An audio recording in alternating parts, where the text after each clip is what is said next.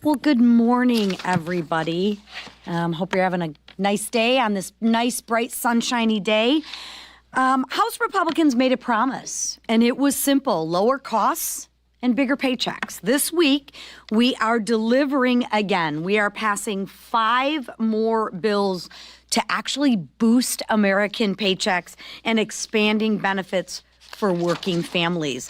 This builds on the working families tax cut, which is raising take-home pay for all middle-class families, delivering historic tax relief for seniors, and giving relief to workers by ending taxes on tips and overtime, and expanding the child tax care credit so parents can actually keep more of what they earn and take care of their loved ones. That's real relief for real working class families, and that's real results for the American people.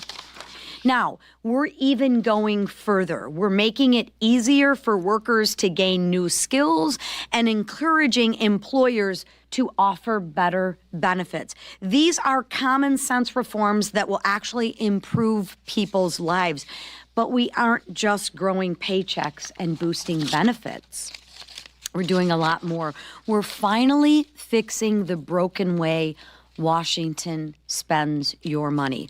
Following the strong passage of 3 funding bills last week, which no one thought we could get done, we are moving 2 more major appropriation bills forward this week to advance President Trump's agenda and vision of a golden age defined by security and growth.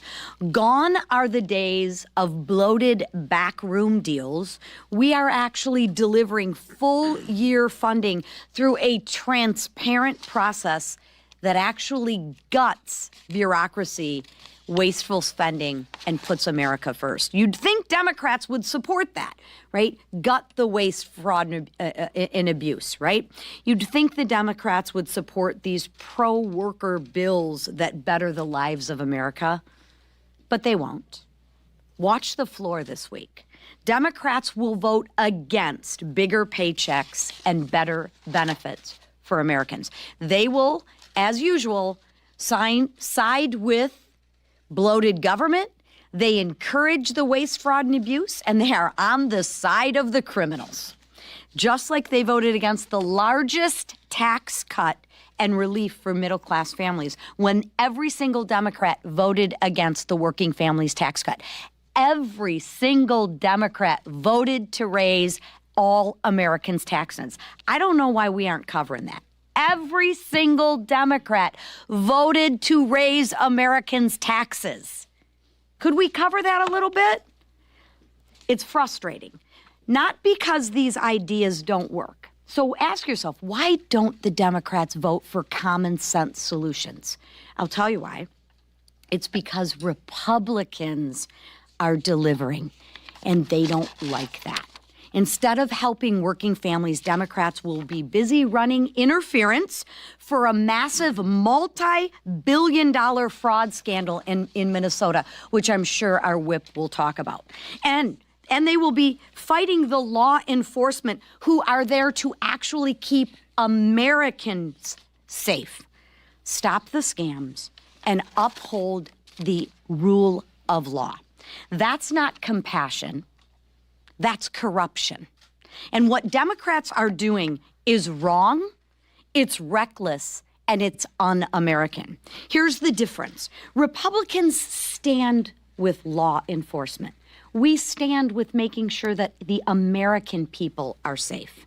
Republicans protect your hard-earned dollars and make sure that the money is going for good causes and making sure that we are getting value for our dollar. And Republicans will keep fighting to grow paychecks, lower costs, and build a stronger America for this generation and the generations to come. And with that, I'm going to yield to my fellow colleague, Mark Messmer, who will be leading a bill to actually empower companies to help their employees with child care and elder care. Thank you. Mark? Thank you, Lisa. H.R. 2270 is the Empowering Employer Child and Elder Care Solutions Act. America is at a crossroads, After terrible leadership of the last administration, Republicans are finally in a place to deliver change, and we can waste no time in providing more financial relief to the American people. Bureaucratic red tape and expensive mandates are costing businesses and employees valuable money, and it's important that we get government out of the way. I have introduced the Empowering Employer Child and Elder Care Solutions Act to give businesses the flexibility they need to pass on this important benefit to their workers. Current mandates of the Fair Labor Standards Act related to dependent care drive up the cost of businesses through unreasonable pay calculations.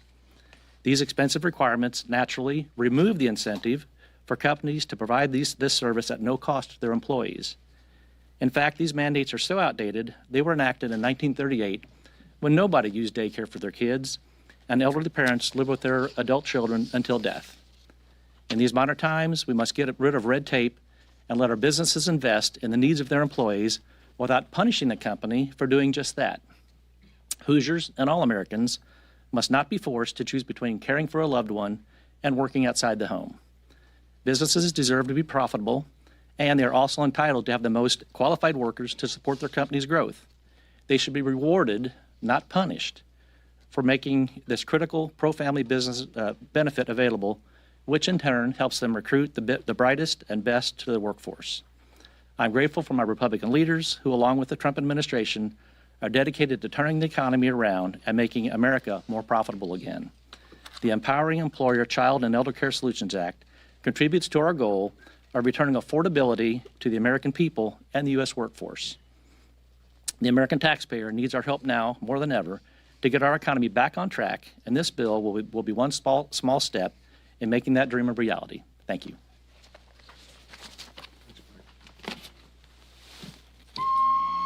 Just going to beat you to it. It's hurtful, Tom. It's hurtful, Tom. Well, I'm just trying to help the speaker. He was going to have to do it anyway. I want to begin by thanking President Trump and his all-star cabinet and federal law enforcement who have been working around the clock in my home state of Minnesota to combat rampant fraud and remove criminal illegal aliens from our communities. The worst of the worst are coming off our streets thanks to the immigration and customs enforcement officers. This includes murderers, rapists, kidnappers, and pedophiles. Yet you wouldn't know about this because our worthless paper, the Minneapolis Star-Tribune, doesn't report the truth. Law enforcement officers are repeatedly harassed, assaulted, and demonized by paid agitators and failed and corrupt politicians who care more about scoring points with the radicals in their party than enforcing the rule of law and keeping Minnesota safe. Minnesota's so-called leaders, like Governor Tim Walz, Attorney General Keith Ellison, and Mayor Jacob Fry, would rather go to war with the Trump administration than get criminal illegal aliens out of our communities and expose the fraud that's been allowed to run rampant on their watch. Once again, the Democrats have shown their true colors. Look no further than their ridiculous lawsuit yesterday.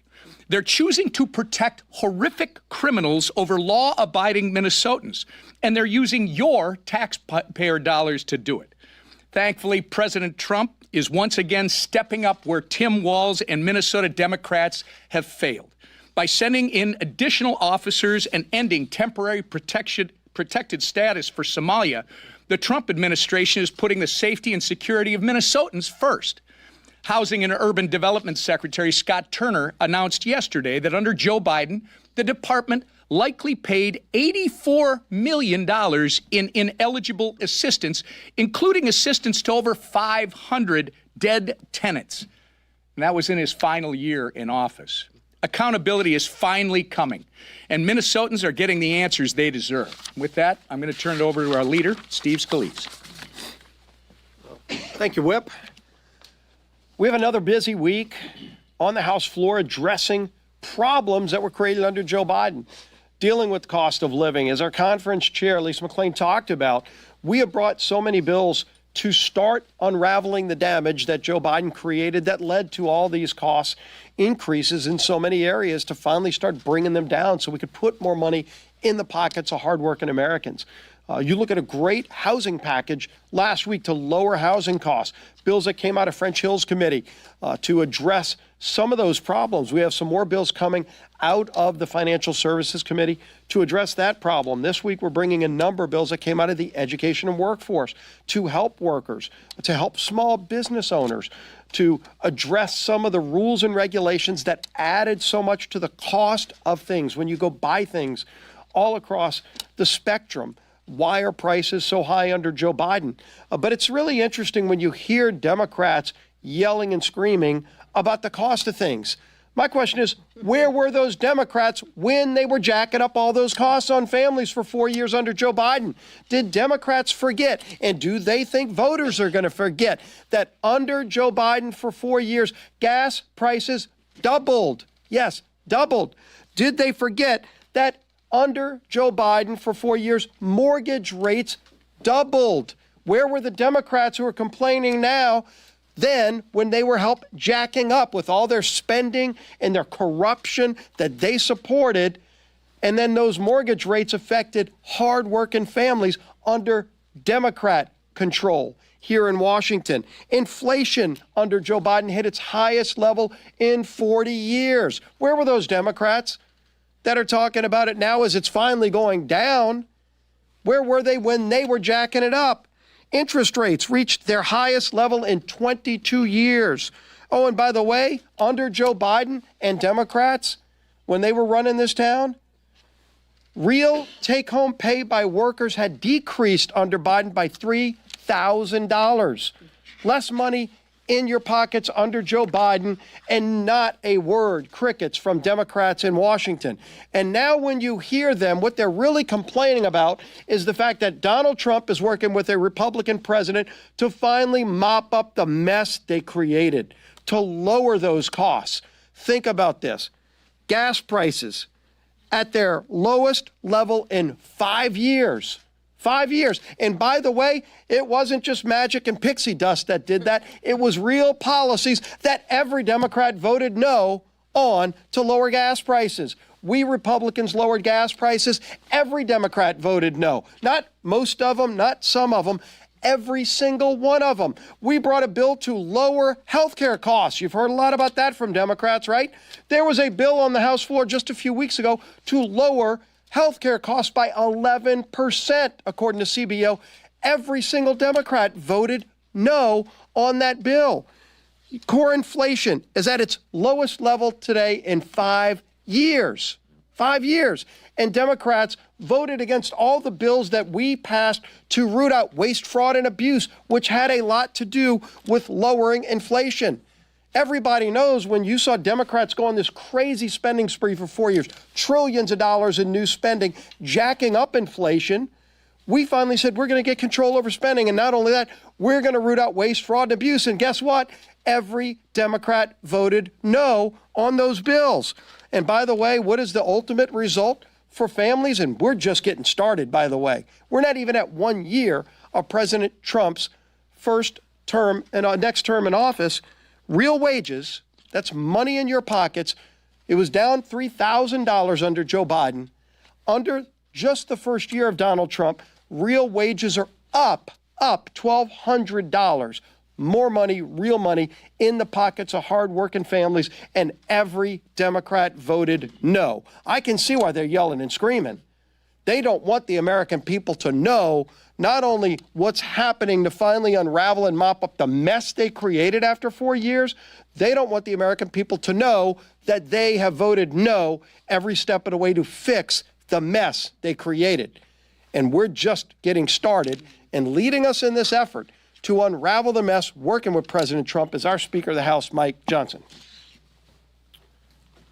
Thank you, Mr. Leader. We are, you can tell, we're excited this morning about the resurgence of the U.S. economy and American strength again, and this is because of our policies, and you heard the leadership team talking a little bit about that already, and I just want to echo it. As 2026 begins, one of the reasons we're so excited is that we know that all the provisions of the big, beautiful bill, the Working Families Tax Cut, will be implemented, and so all boats will rise. As Treasury Secretary Bessent said a couple weeks ago, he said 2025 was setting the table, and the banquet and the feast will be in 2026. And it begins in earnest now. Americans will start filing their tax returns after January 26th, and they'll begin to see immediately the real effects of the legislation that we brought and all the great things that have been done. Our working families tax cut, of course, prevented the largest tax hike in U.S. history. It would have been a crushing blow to the U.S. economy and every hardworking family. But we not only prevented that disaster, we also went forward. We made permanent the tax cuts of the first Trump administration, and then we went even further than that. We removed taxes on tips and overtime. We reduced the tax burden on seniors and so many different categories of American workers. Hundreds of pro-growth policies that were in the legislation that we passed last year, and everybody's going to be feeling that America First pro-growth policies result now. A reminder, you've heard it said here a few times, it cannot be forgotten that Democrats voted against every bit of this. There's no way they can take any credit for any of it because they're on record, and that voting record can't be changed. They give lip service to this new term they've coined, affordability, but we were all talking about the prices that were too high and the cost of living for a long, long time, and everybody in this room knows that. Our aim in drafting the Working Families Tax Cut was very simple. We wanted to make life more affordable again for American families. We wanted to reduce that cost of living, particularly lower and middle class earners who really did take it on the chin over the 4 years of the Biden administration. Bidenomics that they tried to tell us is so great for everyone. Everyone knew it was exactly the opposite. And the results are already bearing out. So as of today, you've heard it references today, 43 of 50 U.S. states, just look at one metric, gas prices. We now have under $3 per gallon. In fact, the national average right now is $2.79 a gallon for gasoline. You've got 19 states where you can buy gasoline for less than $2 a gallon, and that's a result of good policy. Now contrast that, just on the gas prices, one metric. Contrast that with what we were all experiencing under the Biden administration, okay? Despite their draining the strategic petroleum reserve to deflate prices artificially, which was a disastrous policy idea in its own right, gas prices still reached record highs, and the national average for a gallon of gasoline was more than $5 a gallon under Biden. Now, it's under $3. And under the Biden years, it cost Americans more than $60 just to fill up a Honda Civic or a Toyota Camry. And now everybody's buying the big trucks again, you know. Thanks to sound economic and energy policy that has restored American energy dominance, those days of the Biden years are over, and we're going into overdrive. And we're not going backwards. This is not some talking point. This is real economic data. It proves that Trump policies, Republican policies, achieve better economic outcomes for all of our constituents, and they will reverse the Democrats' cost of living crisis. And you heard the leader mention some of these other metrics, and you're all seeing them pile up now. Inflation is down. Interest rates are down on housing. I think that will continue to go in a positive direction. It certainly as we change over Fed chairs in early summer and all the rest. And then you saw the economic growth numbers. I mean, they're really exceeding every expectation. In Q2 of last year, it was about 3.8% GDP, the growth, and then it went to 4.1% in Q3, and the latest estimates from the Fed right now, the working number is 5.1% economic growth in Q4. I mean, that's incredible. And it took a little while because we had to reverse the Biden administration policies, but the policies of this administration and this Republican Congress are working for the American people. It's no secret as we look to the action in Congress this week and next week, the public's trust in Congress has waned over time. A lot of reasons for that. And if you poll visitors in the CVC, for example, you probably receive a variety of answers on what theory is, on why. Social media doesn't help, of course, because everybody can go online every 2 seconds and say what they're disgruntled about, and Congress takes it on the chin. But every member of this institution has a personal duty to do their part to restore the trust of the Congress, and particularly as we begin our 250th year as a nation. And I think this is a really important theme. But along that line, Republicans are going to take an important step in our efforts to restore the people's faith in Congress. And one of those big issues is the Stop Inside Trading Act. Now, I want to tip my hat to Congressman Brian Stile. He's the chairman of our House Administration Committee, and he's done an excellent job navigating through the various provisions of this and all the members and making sure everybody's on board. Everybody wants to block and stop nefarious activity and insider trading, but it needed to be done in a thoughtful manner, and Brian Stiles done a great job. So members of our House Republican Conference have worked on this issue for years, and the result is a bill that I think we're going to be we'll be able to pass with I hope a wide bipartisan margin. And it's the direct result of all that advocacy. And, of course, outside groups and online watchdogs who have advocated for this kind of thing for some time. Obviously, members of Congress should not be allowed to profit from insider trading. Obviously, doing so abuses the office and diminishes trust here in Congress, and it flies in the face of the oath that we all took before beginning our service here. And we won't be able to change public opinion overnight, but I think with strides like this, the American people can begin to recognize again that Congress can be trusted, and we're working hard, Republicans are, to earn back that trust. Lastly, on the FY26 appropriations, this will be the second consecutive week that House Republicans will advance another set of FY26 approach bills. And I just want to say, I told you so. So many people in this room thought we would never do this again. And a lot of members didn't believe it either. They didn't believe we could actually break the end of year Christmas omnibus fever and all that.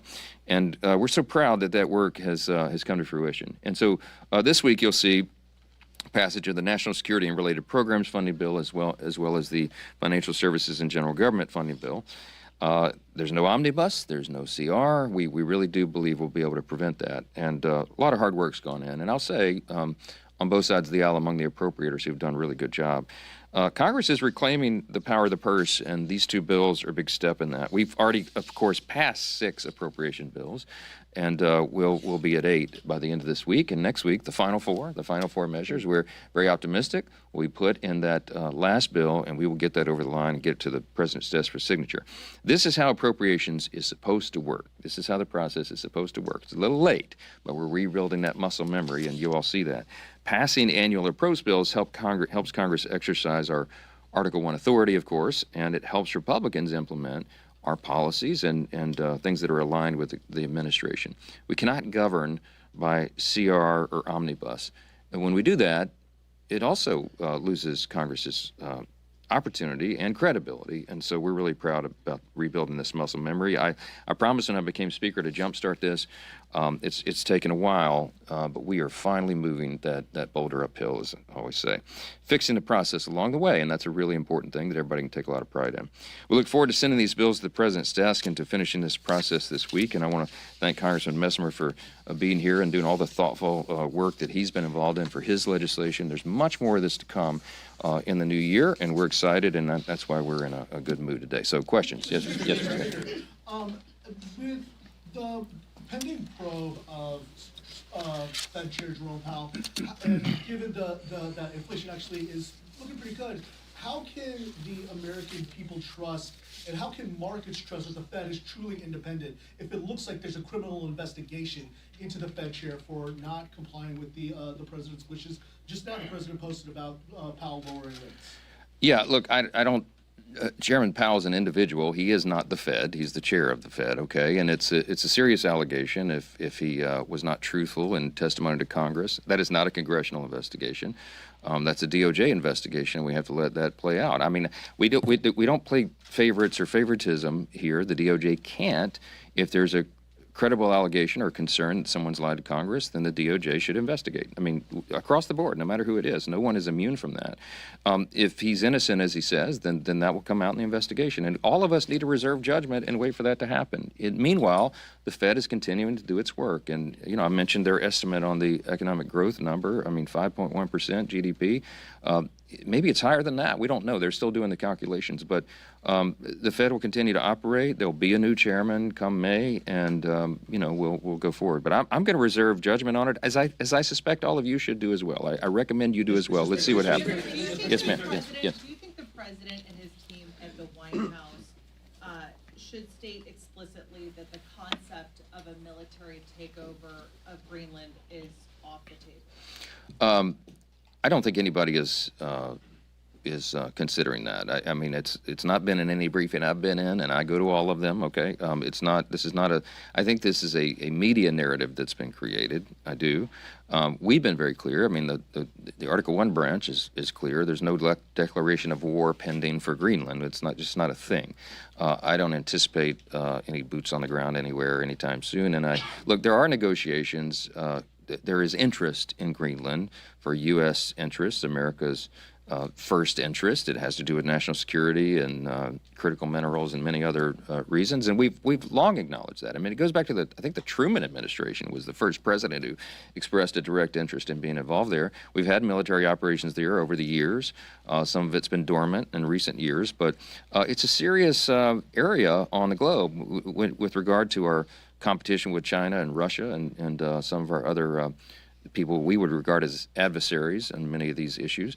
Greenland is of strategic importance, its geography and everything else. So look, again, you have to wait for that to play out. I'm going to leave it to the administration to articulate it how they will. But I think what the president is articulating is something that everybody objectively has to acknowledge, that Greenland has strategic significance to us and also to other countries around the world. So we need to play that very seriously. Yes.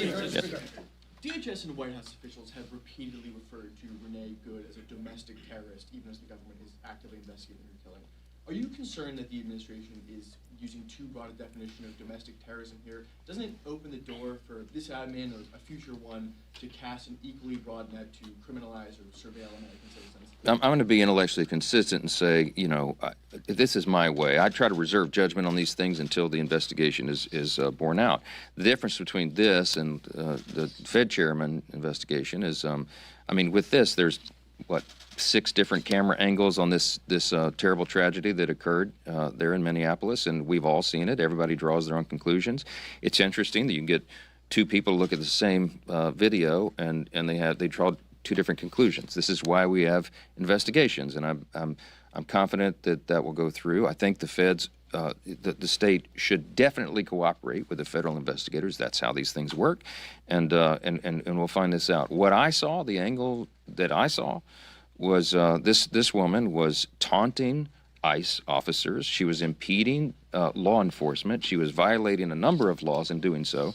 They were very patient and asked her multiple times to remove her vehicle and stop impeding their operation, and she refused. Her partner, whoever that was taunting the officer. It was a crazy set of circumstances, and from the angle I saw, this is my view. I'm not the investigator, and I'm not the judge and jury, but I'll tell you what I saw is that the vehicle, she revved, she hit the accelerator and hit the ICE officer, and he reacted in a split second. And it will be up to the investigators and everyone else to determine the outcome of that. But I think everybody should reserve judgment on it, and I'm going to keep saying the same thing. Yes, ma'am. Yes. Go ahead. Yeah. Mr. Speaker, President Trump is proposing a 10% cap on credit card interest rates as a part of an affordability push. How much support is in your caucus for that? I talked with him about it briefly yesterday, and he is the president is the ideas guy, and what he's doggedly determined to do and laser focused upon doing is the same thing that we are, and that is reducing the cost of living, bringing down prices for the American people, and he's looking at every idea under the sun to do that. It's one of a large menu of ideas that have been proposed as something we ought to think about and investigate. Since I had the conversation with him, I've talked to a number of colleagues about that and what that would mean, and are there unintended consequences of that? And it's a complicated area. So I don't know. Like everything else, you would need legislation to do something like that, and we'd have a lot of work to build consensus around it. But you got to be very careful if you go forward in that. In our zeal to bring down costs, you don't want to have negative secondary effects of that. So, for example, one of the things that the president probably had not thought through, and others at first glance, it sounds great. We should bring down, interest rates to 10%. It would help everybody, all borrowers. There's a lot of Americans who have a lot of credit card debt. But then, what some of the experts have said is, well, but the problem is if you do that, then the credit card companies, the negative secondary effect is that they would just stop lending money, and maybe they cap what people are able to borrow at a very low amount, and then that would have a negative effect on a lot of people who work on revolving credit. So it's something that we got to be very deliberate about. The president understands that. He wants us to do the right thing by Americans. When he says America first, it comes from a sincere place in his heart and all of us. And what I love about this president is he's willing to think outside the box and propose ideas for us to work through to see if it will actually achieve the desired objective. And that's what we're in the process of doing every day around here. So, again, I wouldn't get too spun up about, ideas that are out of the box, that are proposed or suggested. The thing about this president is he's totally transparent, and he says often what he's thinking out loud. This is unusual because most presidents like Biden, we couldn't get anything out of him for 4 years. We didn't know what he was thinking, if he was thinking at all. So it's jarring for some Americans to hear a president who just says go, go, go, go, go 24 hours a day to help the American people, and we're working through those ideas, and that's one of them we'll work through. Thank you. Appreciate it.